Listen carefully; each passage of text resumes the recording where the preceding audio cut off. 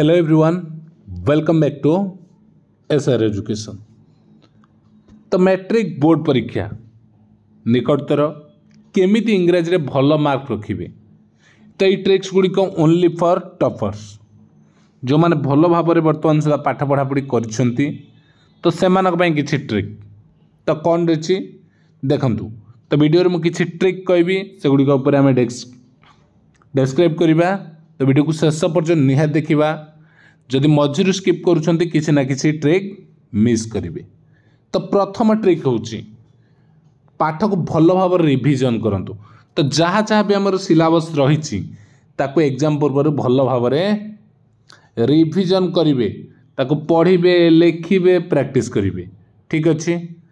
Second कथा मु कौन करबा को पड़िबो ना सिलेबस अनुसार रिविजन करंतु। को टॉपिकटार इंपोर्टेंस केते अछि से अनुसार ताको रिविजन करिवे। सिलेबस अनुसार मोर एग्जाम रे एतिकी पढ़िबार अछि से अनुसार मु पढ़िबी। सिलेबस रे मोर को चैप्टर रो लॉन्ग क्वेश्चन आसीबो मु सेही हिसाब रे पढ़िबी। कोथरो एमसीक्यू आसीबो से हिसाब रे ताको पढ़िबी। जो थरो लॉन्ग क्वेश्चन आसीबनी मु तार लॉन्ग क्वेश्चन पढ़ुथिबी, मते फायदा हबनी। ठीक अछि। से बेले थर्ड पॉइंट बिना चापरे परीक्षा हॉल को जानतु। जेतेबेले एग्जाम को जिवो एग्जाम हॉल को सेतेबेले पूरा रिलैक्स एग्जाम रे कौन आसीबो कौन नहीं से पर कथा पूरा रिलैक्स रे एग्जाम हॉल को एंट्री करिवो। ठीक अछि। नेक्स्ट रहला जेतेबेले एग्जाम हॉल को पळै गला में प्रश्न पत्र पाइबारे प्रश्न गुडी को भल भाव रे पढ़ंतु। जेतेबेले एग्जाम को रिलैक्स रे एग्जाम रे एंट्री मारुछंती तो जो प्रश्न पत्र पाइला पर प्रश्न गुडी भल भाव रे पढ़िबे, स्किप करिवार नहीं। प्रश्न गुडी भल भाव रे पढ़िले हमु कॉन्फिडेंस आसी जिवो ना प्रश्न एटा को चैप्टर आसी कोठु आसी कोन है से गुडा गोटे माइंड रे हमर आसी जिवो। नेक्स्ट ऑब्जेक्टिव बा संक्षिप्त प्रश्न उत्तर प्रथम लिखन। देखंतु एमसीक्यू तो अच्छी सेपरेट तापई एमसीक्यू गुड़िक प्रथम करुचंती, किंतु जेतेबेले इंग्लिश लेखिबा हमर एठी 2.5 मार्क अछि 5 मार्क अछि एभली पैटर्न मध्ये अछि। तो जोटा हमको 2 मार्क्स भी अछि हमर पैसेज। तो जोटा संक्षिप्त अच्छी इजी अच्छी प्रथम आम ताको लेखिबा। देखंतु प्रश्नर क्रमिक नंबर न देखी जो प्रश्न सहज तार उत्तर आगे लिखंतु। जेतेबेले एमसीक्यू करूछंती प्रथम कहे सीरियली मु करके जी 1 नंबर 2 नंबर 3 नंबर नहीं जो क्वेश्चनटा आसुची सहज लगुची सेटा आग करिबा। काहे के कथा कुआ जाए जेतेबेले आपण सहज क्वेश्चनटा करिवे आपण माइंड सेतेबेले एक्टिव हो ना मत क्वेश्चन गुड़ा आसुची।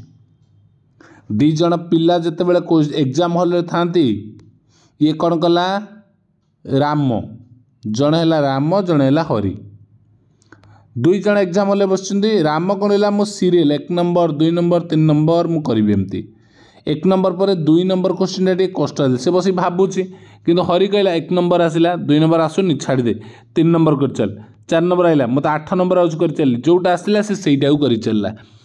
तो कौन हम हरिर कौन हो टाइम सेव हो जेतेबेले तार एग्जाम सरला तार सरी 2 नंबर होउनी से लास्ट बेल को ताकू देखिला, किंतु 2 नंबर रे बसची 3 4 7 8 ताकू आसुची किंतु 2 नंबर सरीनी बोली राम आग को बढ़ी पारिनी। तो सबुठ बेस्ट कौन ना आम क्रमिक नंबर न देखी जोटा हमको इजी लगुच तार उत्तर प्रथमे करनवा। ठीक अच्छे। नेक्स्ट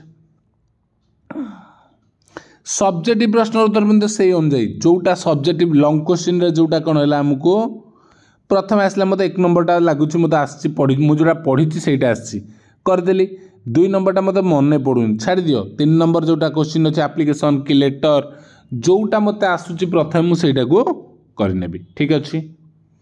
नेक्स्ट उत्तर लिखा पर पुणी थे ताको भल भाव पढ़ंतु। एठी होची मुख्य होची टाइम मैनेजमेंट। जदि टाइम बड़े थे ताले पढ़ी पारे जड़े क्वेश्चन करूँ कि टाइम बड़ीनी से तो पढ़ी पारनी से टाइम हाथ में रखा पड़ो। क्वेश्चन लिखिला भल भाव पढ़ा कौटी मिस्टेक हो जाए कि कौटा स्पेलिंग मिस्टेक अच्छे कि यही भाषा परीक्षा होइथिबारु बनाम निर्भुल भाव में लिखंतु।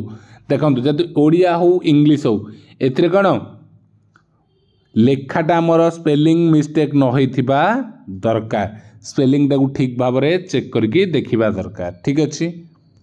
एवं जेहेतु एटा गोटे लैंग्वेज सब्जेक्ट ये अक्षर उपर नजर दिंतु जदि अक्षर गुड़िक भल होता जी खाता देखिए से भलरे मार्क दे पारे आओ भल मार्क मध्य देवे जदि आम भलरे पाठ लिखि कि अक्षर आमर भल ही न जी देखुची ताकू रिजिट लगी से खातार मार्क मध्य से मात्रा रे मिलिबो नाही। तो ये थिला 10टा टिप्स इंग्लिश वीडियो केमती लगे निश्चिंत जनइबे। Thank you. जय श्री राम।